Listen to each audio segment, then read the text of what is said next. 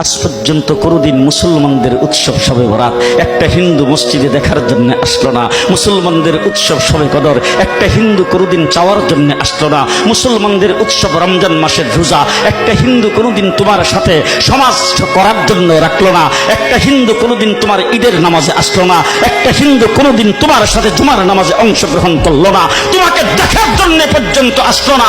তার কারণ হলো হিন্দুরা মনে করে এটা মুসলমানের উৎসব, আর তুমি মুসলমান হইয়া হিন্দুর দুর্গা পূজায় কিভাবে গেলা?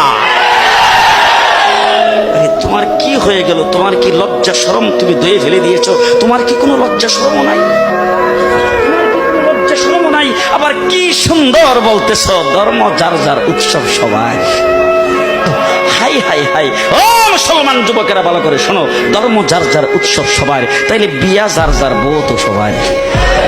জি, বিয়ে যার যার বউ সবার, পুষ্কুনি যার যার মাস সবার, গাছ যার যার ফল সবার, ক্ষেত যার যার ফসল সবার, দোকান যার যার মাল সবার।